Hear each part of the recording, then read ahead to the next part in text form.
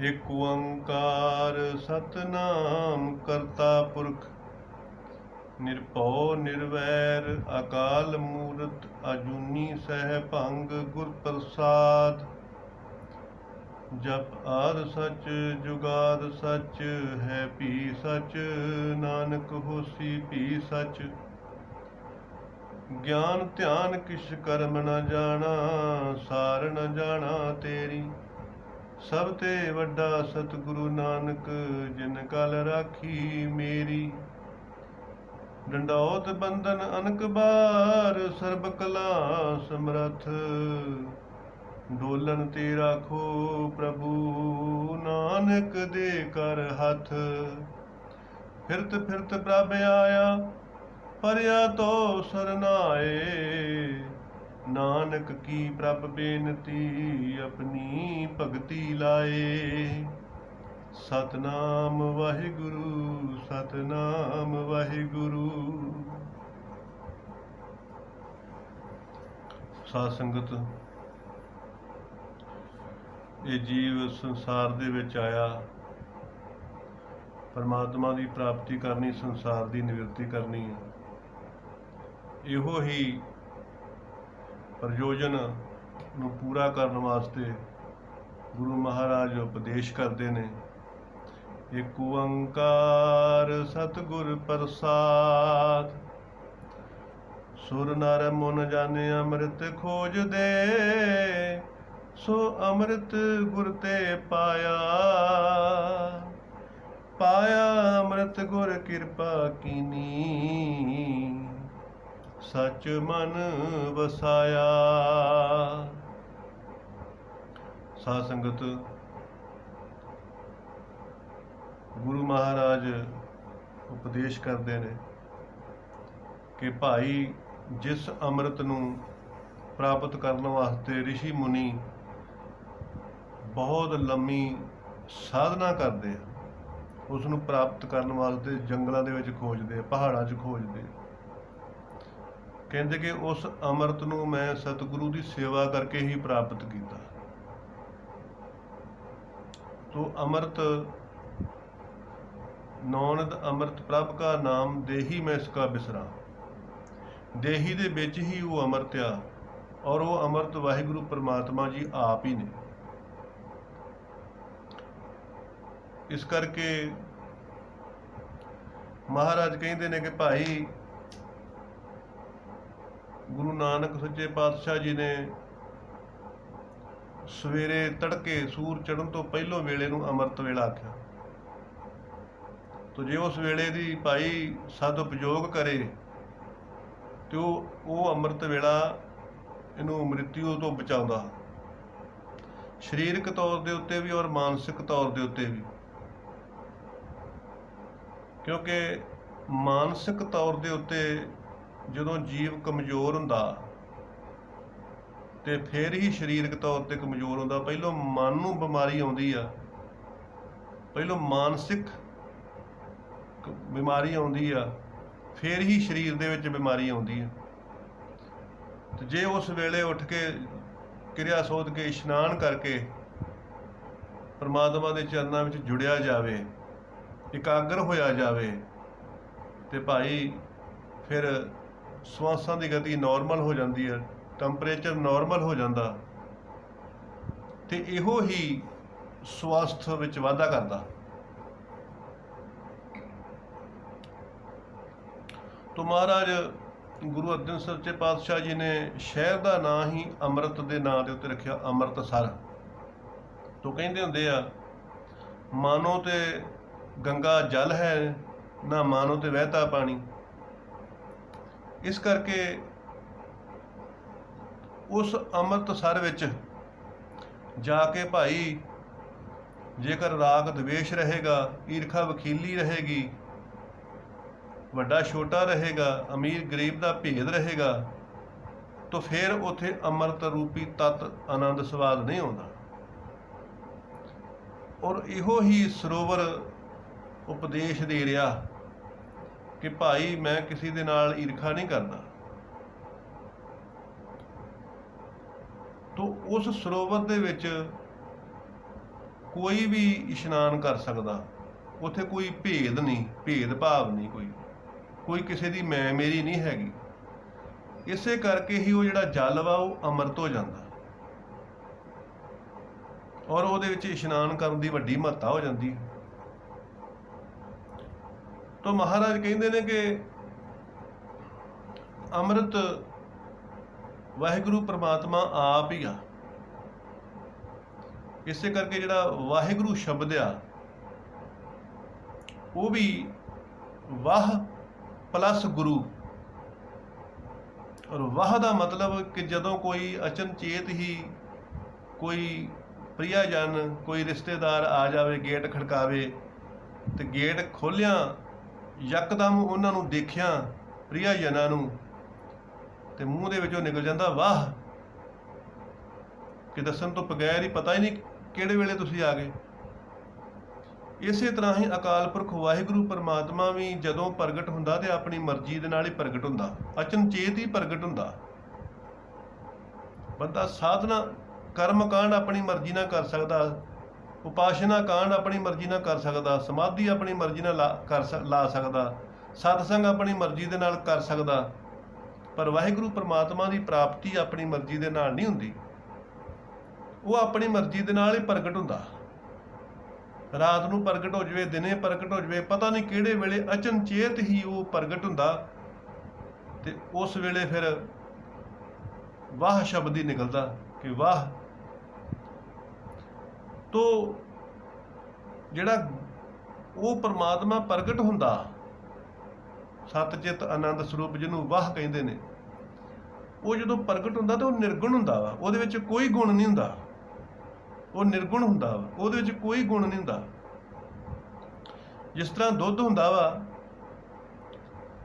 ਦੁੱਧ ਨੂੰ ਵੀ ਅੰਮ੍ਰਿਤ ਕਹਿ ਦਿੰਦੇ ਆ, ਤੇ ਜਦੋਂ ਮੱਝ ਦਾ ਦੁੱਧ ਚੋਈਦਾ ਵਾ ਬਾਲਟੀ ਦੇ ਵਿੱਚ, ਤੇ ਉਹ ਦੁੱਧ ਜਿਹੜਾ ਹੁੰਦਾ ਵਾ ਉਹ ਵਰਤੋਂਯੋਗ ਨਹੀਂ ਹੁੰਦਾ,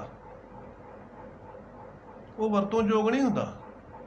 ਆਮ ਹੀ ਕਹਿੰਦੇ ਨੇ ਕਿ ਜੇ ਪੀਵੇਂਗਾ ਤੇ ਬਿਮਾਰ ਹੋ ਜਾਏਗਾ।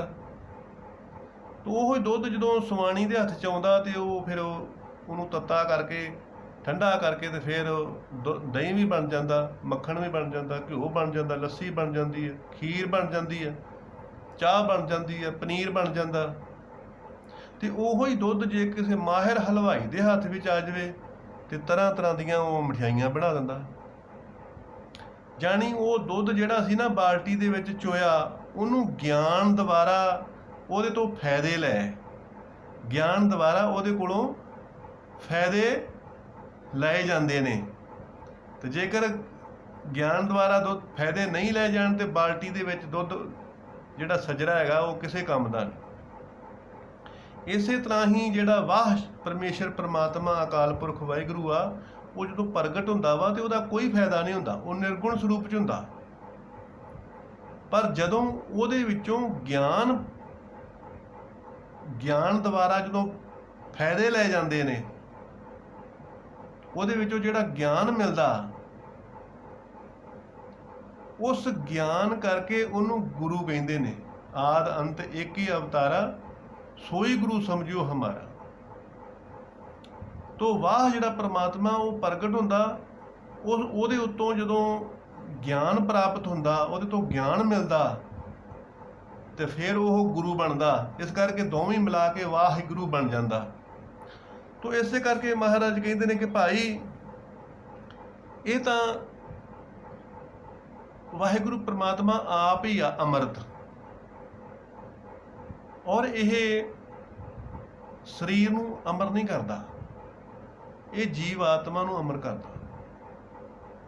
ਜੀਵ ਆਤਮਾ ਜਿਹੜੀ ਹੈਗੀ ਆ ਉਹ ਇਹ ਸਰੀਰ ਤੇ ਇੱਕ ਵਾਰੀ ਆਉਂਦਾ ਤੇ ਇੱਕ ਵਾਰੀ ਜਾਂਦਾ, ਪਰ ਜੀਵ ਆਤਮਾ ਜਿਹੜੀ ਹੈਗੀ ਆ ਉਹ ਦਿਹਾੜੀ ਦੇ ਵਿੱਚ ਪਤਾ ਨਹੀਂ ਕਿੰਨੀ ਕੁ ਵਾਰੀ ਉਹਦਾ ਪਤਨ ਹੁੰਦਾ, ਕਿੰਨੀ ਕੁ ਵਾਰੀ ਉਹ ਹਤਾਸ਼, ਨਿਰਾਸ਼, ਦੁਖੀ ਹੁੰਦੀ ਆ। ਤੋ ਇਸੇ ਨੂੰ ਹੀ ਜਨਮ ਮਰਨ ਕਹਿੰਦੇ ਨੇ ਕਿ ਇੰਨੀ ਉਹ ਹਤਾਸ਼ ਹੋ ਜਾਂਦੀ ਆ ਤੇ ਫੇਰ ਉੱਭਰਦੀ ਆ।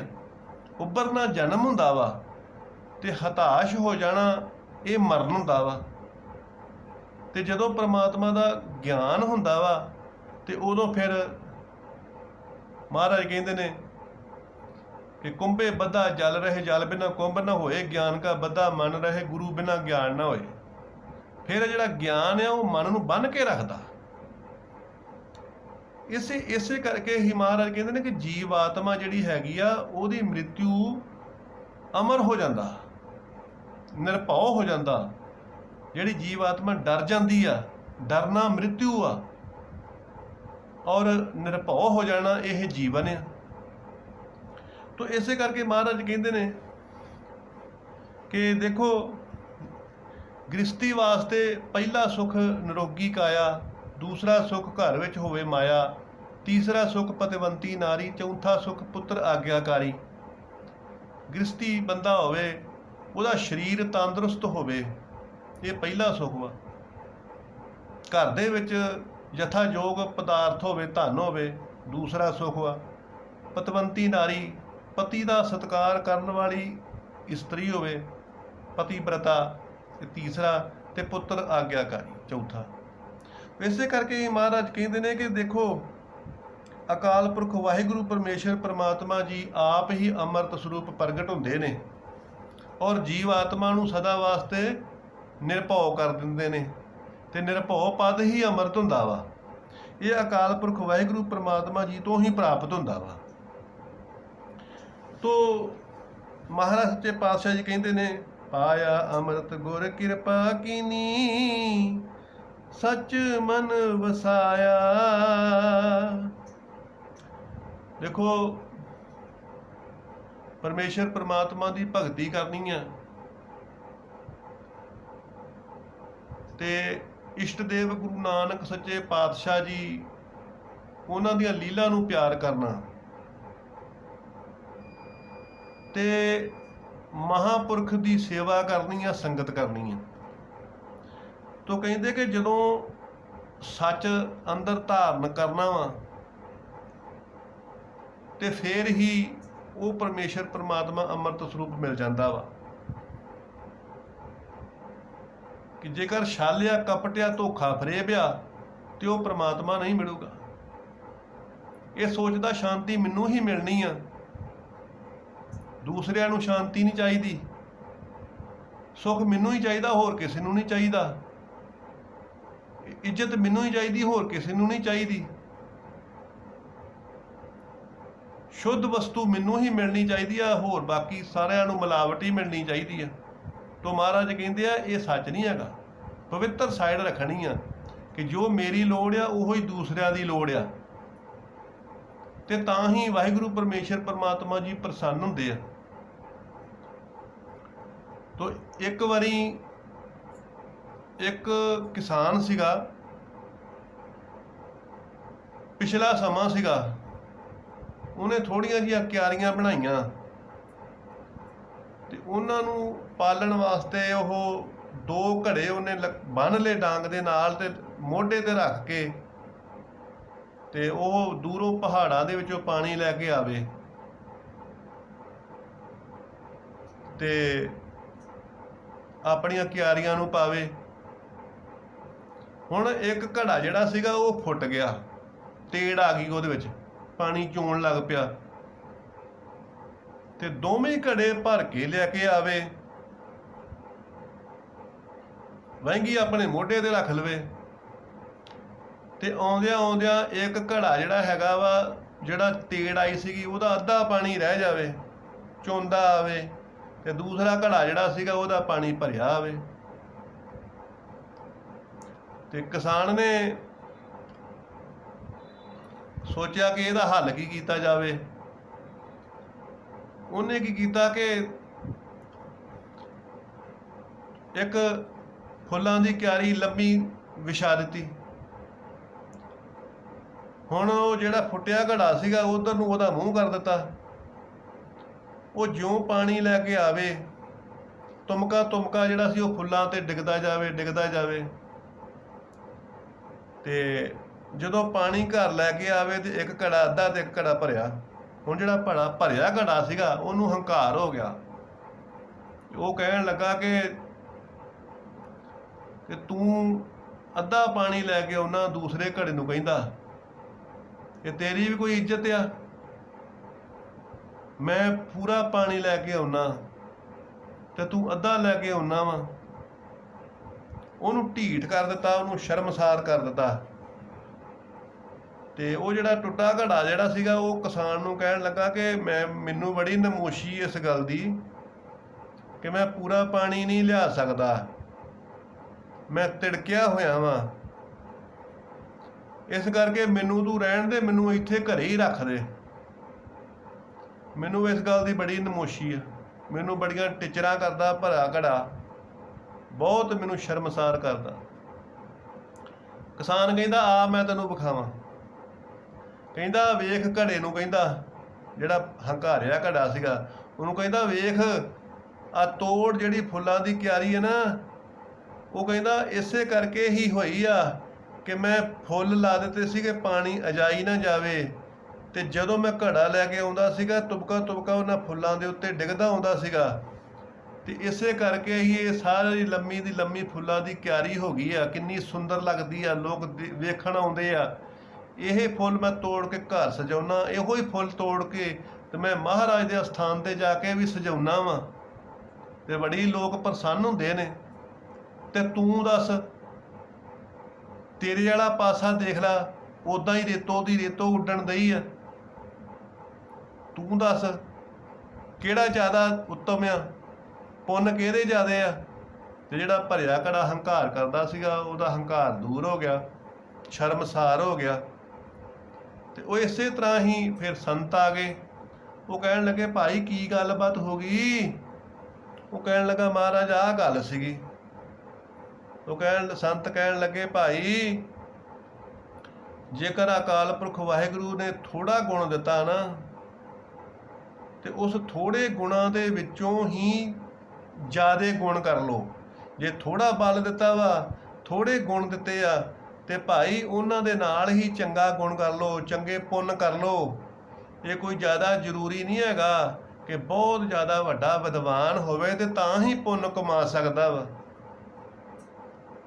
ਤੋ ਇਹ ਮਹਾਰਾਜ ਨੇ ਸਿੱਖਿਆ ਦਿੱਤੀ ਆ ਕਿ ਕਈ ਇਹ ਸੋਚ ਲੈਂਦੇ ਨੇ ਕਿ ਅਸੀਂ ਘੱਟ ਪੜ੍ਹੇ ਆ, ਸਾਡੇ 'ਚ ਗੁਣ ਨਹੀਂ ਹੈਗਾ ਕੋਈ ਵੀ, ਅਸੀਂ ਤੇ ਕੁਝ ਕਰ ਹੀ ਨਹੀਂ ਸਕਦੇ।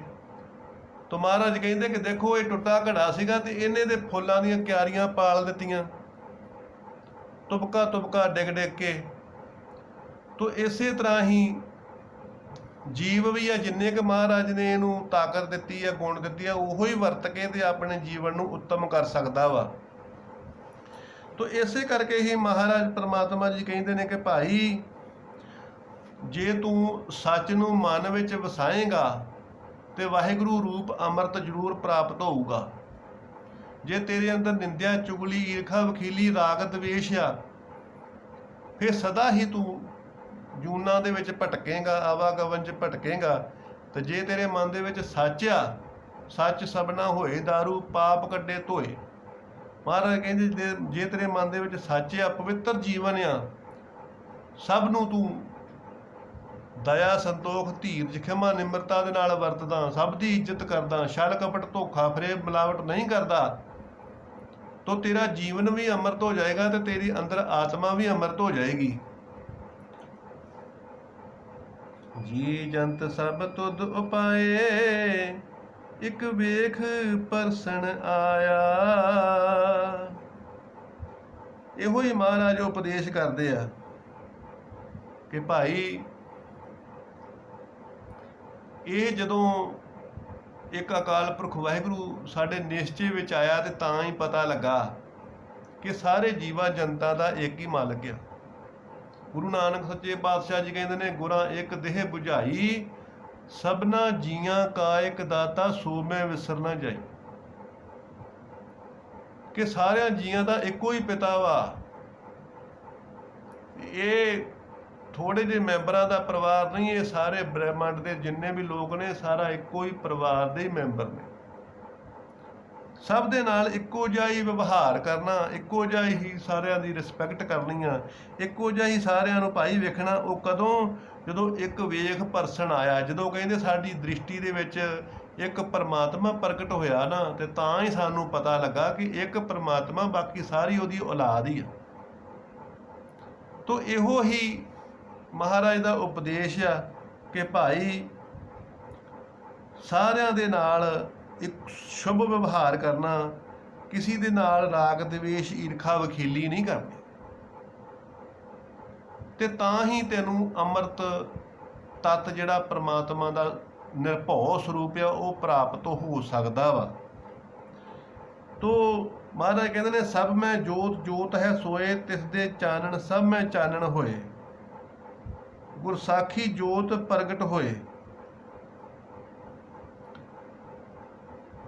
ਤੋ ਇਹੋ ਹੀ ਜਦੋਂ ਅੰਦਰ ਪ੍ਰਮਾਤਮਾ ਪ੍ਰਗਟ ਹੋਇਆ ਤੇ ਫੇਰ ਹੀ ਉਸ ਨੂੰ ਸਾਰਿਆਂ ਦੇ ਵਿੱਚ ਉਹ ਪ੍ਰਮਾਤਮਾ ਮਹਿਸੂਸ ਹੋਇਆ। ਪਹਿਲੋਂ ਅੰਦਰ ਪ੍ਰਗਟ ਹੋਇਆ, ਫੇਰ ਬਾਹਰ ਮਹਿਸੂਸ ਹੋਇਆ। ਜੋ ਬ੍ਰਹਮੰਡੇ ਸੋਈ ਪਿੰਡੇ, ਜੋ ਖੋਜੇ ਸੋ ਪਾਵੇ। ਤੋ ਇਹੋ ਹੀ ਮਹਾਰਾਜ ਉਪਦੇਸ਼ ਕਰਦੇ ਨੇ ਕਿ ਭਾਈ ਵਾਹਿਗੁਰੂ ਪ੍ਰਮਾਤਮਾ ਦੀ ਅੰਸ਼ਾਂ, ਆਪਣੇ ਪ੍ਰਮਾਤਮਾ ਦੀ ਵਡਿਆਈ ਕਰ ਔਰ ਸਭ ਦੇ ਨਾਲ ਸ਼ੁਭ ਵਿਵਹਾਰ ਕਰ। ਯੁਗ ਪੁਰਸ਼ ਤੂੰ ਸਭ ਕੁਝ ਕਰ ਸਕਦਾ, ਤੇਰੇ ਅੰਦਰੇ ਹੀ ਨੌਨੰਦ ਅੰਮ੍ਰਿਤ ਪ੍ਰਭ ਕਾ ਨਾਮ, ਦੇਹੀ ਮੈਂ ਇਸ ਕਾ ਵਿਸਰਾਮ। ਜਿਹੜੇ ਤੇਰੇ ਸ਼ੁਭ ਗੁਣ ਨੇ ਉਹ ਤੇ ਵਿਸਰਾਮ ਕਰਨ ਦਏ ਆ, ਉਹ ਤੇ ਸੁੱਤੇ ਪਏ ਨੇ ਅੰਦਰ। ਜਿਹੜੇ ਸ਼ੁਭ ਸੰਸਕਾਰ ਨੇ ਮਹਾਰਾਜ ਕਹਿੰਦੇ ਆ ਕਿ ਜਿਹੜੇ ਦੈਵੀ ਗੁਣ ਨੇ, ਦਇਆ ਸੰਤੋਖ ਧੀਰਜ ਖਿਮਾ ਨਿਮਰਤਾ ਸਹਿਜ ਅਡੋਲਤਾ, ਇਹ ਦੇ ਅੰਦਰ ਸੁੱਤੇ ਪਏ ਆ, ਆਰਾਮ ਕਰਨ ਦਏ ਆ। ਤੇ ਜਿਹੜੇ ਦੁਰਗੁਣ ਵਾ, ਨਿੰਦਿਆ ਚੁਗਲੀ ਈਰਖਾ ਵਖੀਲੀ ਰਾਗ ਦਵੇਸ਼, ਉਹ ਜਾਗਰਤ ਹੋਏ ਫਿਰਦੇ ਨੇ। ਤੋ ਕਹਿੰਦੇ ਨੇ ਕਿ ਭਾਈ ਤੂੰ ਜਿਹੜੇ ਸੁੱਤੇ ਹੋਏ ਨੇ ਨਾ ਉਹਨਾਂ ਨੂੰ ਜਾਗਰਤ ਕਰ, ਤੇ ਜਿਹੜੇ ਜਾਗਰਤ ਨੇ ਉਹਨਾਂ ਦਾ ਵਿਸ਼ਰਾਮ ਕਰਾ ਦੇ। ਇਹੋ ਹੀ ਮਹਾਰਾਜ ਉਪਦੇਸ਼ ਕਰਦੇ ਨੇ। ਕਹਿੰਦੇ ਨੇ ਲੱਭ ਲੋਭ ਅਹੰਕਾਰ ਚੁਕਾ, ਸਤਿਗੁਰੂ ਭਲਾ ਪਾਇਆ। ਤੋ ਇਹੋ ਹੀ ਮਹਾਰਾਜ ਕਹਿੰਦੇ ਨੇ ਕਿ ਭਾਈ ਜਦੋਂ ਪਰਮੇਸ਼ਰ ਪਰਮਾਤਮਾ ਅੰਦਰ ਪ੍ਰਗਟ ਹੋਇਆ ਨਾ, ਦ੍ਰਿਸ਼ਟੀ ਗੋਚਰ ਹੋਇਆ, ਤੇ ਫਿਰ ਜਿਹੜਾ ਸੰਸਾਰ ਦਾ ਲੱਭ ਲੋਭ ਕਰਦਾ ਸੀਗਾ ਉਹ ਸਾਰਾ ਨਿਵਰਤ ਹੋ ਗਿਆ ਕਿ ਮੈਂ ਸੰਸਾਰ ਦੇ ਵਿੱਚ ਕਰਨ ਕੀ ਆਇਆ, ਕੀ ਕਰਨ ਆਇਆ। ਜਿਸ ਵਖਰ ਕੋ ਲੈਣ ਤੂੰ ਆਇਆ, RAM ਨਾਮ ਸੰਤਨ ਕਰ ਪਾਇਆ। ਉਸ ਅੰਮ੍ਰਿਤ ਤੱਤ ਅਕਾਲ ਪੁਰਖ ਵਾਹਿਗੁਰੂ ਨੂੰ ਪ੍ਰਾਪਤ ਕਰਨ ਆਇਆ ਸੀਗਾ, ਪਰ ਮਾਇਆਵੀ ਸ਼ਕਤੀ ਨੇ ਭੁਲੇਖਾ ਪਾ ਕੇ ਤੇ ਤੈਨੂੰ ਇੱਧਰ ਉੱਧਰ ਭਟਕਾ ਦਿੱਤਾ। ਤੇ ਇਹੋ ਹੀ ਦ੍ਰਿਸ਼ਟੀ ਦੋਸ਼ ਹੁੰਦਾ, ਇਹ ਦ੍ਰਿਸ਼ਟੀ ਦੋਸ਼ ਹੁੰਦਾ ਕਿ ਜੋ ਕੁਝ ਨਹੀਂ ਵੇਖਣਾ ਉਹ ਵੇਖਣਾ, ਤੇ ਜੋ ਦਰਸ਼ਨ ਕਰਨੇ ਉਹਨੂੰ ਵੇਖਣਾ ਨਹੀਂ। ਤੋ ਮਹਾਰਾਜ ਕਹਿੰਦੇ ਨੇ ਕਿ ਭਾਈ ਹੁਣ ਅੰਮ੍ਰਿਤ ਰੂਪ ਪਰਮੇਸ਼ਰ ਪਰਮਾਤਮਾ ਜੀ ਦੀ ਪ੍ਰਾਪਤੀ ਹੋ ਗਈ ਆ, ਤੇ ਹੁਣ ਸਤਿਗੁਰੂ ਸੱਚੇ ਪਾਤਸ਼ਾਹ ਜੀ ਨੇ ਭਲਾ ਕਰ ਦਿੱਤਾ, ਸ਼ੁਭ ਕਰ ਦਿੱਤਾ, ਸ਼ੁਭ ਜੀਵਨ ਸ਼ੁਭ ਸੰਸਕਾਰ ਕਰ ਦਿੱਤਾ। ਹੁਣ ਆਸ਼ਾ ਤ੍ਰਿਸ਼ਨਾ ਜਿਹੜੀਆਂ ਸੀਗੀਆਂ ਉਹ ਸਾਰੀਆਂ ਨਿਵਰਤ ਹੋ ਗਈਆਂ, ਸੰਤੋਖੀ ਜੀਵਨ ਬਣ ਗਿਆ, ਸਿਦਕ ਵਾਲਾ ਸਕੂਨ ਵਾਲਾ ਜੀਵਨ ਬਣ ਗਿਆ। ਤੋ ਇਹੋ ਹੀ ਮਹਾਰਾਜ ਭਾਈ ਉਪਦੇਸ਼ ਕਰਦੇ ਨੇ ਕਿ ਜਦੋਂ ਘਾਲ ਖਾਏ ਕਿਛ ਹੱਥੋਂ ਦੇ, ਨਾਨਕ ਰਾਹ ਪਛਾਣੇ ਸੇ। ਕਿ ਜਦੋਂ ਪਵਿੱਤਰ ਕਿਰਤ ਕਮਾਈ ਕਰਨ ਲੱਗ ਪਿਆ, ਉਹਦੇ ਵਿੱਚੋਂ ਨਿਰਵਾਹ ਕੀਤਾ, ਤੇ ਜਿਹੜਾ ਬਚਿਆ ਉਹ ਵਾਹਿਗੁਰੂ ਪਰਮਾਤਮਾ ਦੇ ਅਰਥ ਲਾਇਆ, ਤੇ ਕਹਿੰਦੇ ਕਿ ਸਮਝ ਲਓ ਕਿ ਉਹਨੇ ਸਹੀ ਰਸਤਾ ਪਛਾਣ ਲਿਆ ਵਾ, ਤੋ ਉਹ ਆਪਣੀ ਮੰਜ਼ਿਲ ਤੇ ਜ਼ਰੂਰ ਪਹੁੰਚੂਗਾ। ਕਹੇ ਨਾਨਕ ਜਿਸਨੂੰ ਆਪ ਤੁਠਾ, ਤਿਨ ਅੰਮ੍ਰਿਤ ਗੁਰ ਤੇ ਪਾਇਆ। ਦੇਖੋ ਇੱਥੇ ਮਹਾਰਾਜ ਸੱਚੇ ਪਾਤਸ਼ਾਹ ਜੀ ਉਪਦੇਸ਼ ਕਰਦੇ ਆ ਕਿ ਜਿਸ ਤੇ ਉਹ ਵਾਹਿਗੁਰੂ ਪਰਮਾਤਮਾ ਆਪ ਤੁਠਾ, ਜਿਸ ਨੂੰ ਉਦਮ ਦਿੱਤਾ, ਜਿਸ ਨੂੰ ਪੁਰਸ਼ਾਰਥ ਦਿੱਤਾ, ਲੇਕਿਨ ਵਾਹਿਗੁਰੂ ਪਰਮਾਤਮਾ ਜੀ ਦਾ ਸੇਵਕ ਜਿਹੜਾ ਉਹ ਸ਼ਰਹਿ ਪਰਮਾਤਮਾ ਜੀ ਨੂੰ ਹੀ ਦਿੰਦਾ ਕਿ ਮੈਂ ਕੁਛ ਨਹੀਂ ਕਰ ਸਕਿਆ, ਇਹ ਸਭ ਕੁਝ ਮਹਾਰਾਜ ਤੁਹਾਡਾ ਹੀ ਉਦਮ ਦਿੱਤਾ ਹੋਇਆ, ਕਿ ਜੋ ਵੀ ਪ੍ਰਾਪਤੀ ਆ ਇਹ ਸਭ ਤੁਹਾਡੀ ਹੀ ਪ੍ਰੇਰਨਾ, ਤੁਹਾਡਾ ਹੀ ਤੁਹਾਡੇ ਤੇ ਹੀ ਸ਼ਰੇ ਆ।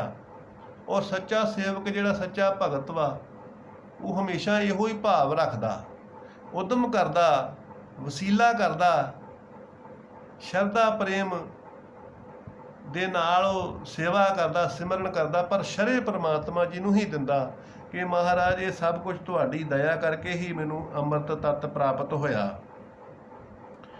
ਤੋ ਅਕਾਲ ਪੁਰਖ ਵਾਹਿਗੁਰੂ ਪਰਮੇਸ਼ਰ ਪਰਮਾਤਮਾ ਜੀ ਦੀ ਪ੍ਰਾਪਤੀ ਹੋ ਗਈ ਆ। ਇਹੋ ਹੀ ਅੰਮ੍ਰਿਤ ਹੁੰਦਾ ਵਾ ਕਿ ਜਿਹੜੀ ਜੀਵ ਆਤਮਾ ਵਾ ਉਹ ਅਮਰ ਹੋ ਜਾਵੇ, ਸ਼ਾਂਤ ਹੋ ਜਾਵੇ, ਆਪਣੇ ਸਰੂਪ ਨੂੰ ਪਛਾਣ ਲਵੇ। ਮਨ ਤੂੰ ਜੋਤ ਸਰੂਪ ਹੈ, ਆਪਣਾ ਮੂਲ ਪਛਾਣ, ਆਪਣੇ ਮੂਲ ਨੂੰ ਪਛਾਣ ਲਵੇ ਕਿ ਮੈਂ ਬ੍ਰਹਮ ਆ, ਪਰਮਾਤਮਾ ਵਾਂ, ਮੈਂ ਸਮੁੰਦਰ ਸਰੂਪ ਆ। ਤੋ ਇਹੋ ਹੀ ਅੰਮ੍ਰਿਤ ਹੁੰਦਾ ਵਾ। ਤੋ ਮਹਾਰਾਜ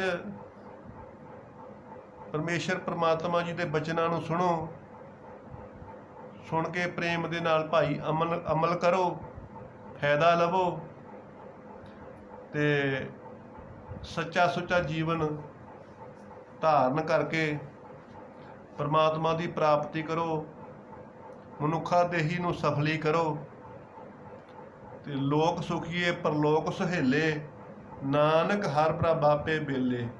ਨਾਨਕ ਨਾਮ ਚੜ੍ਹਦੀ ਕਲਾ, ਤੇਰੇ ਭਾਣੇ ਸਰਬੱਤ ਦਾ ਭਲਾ।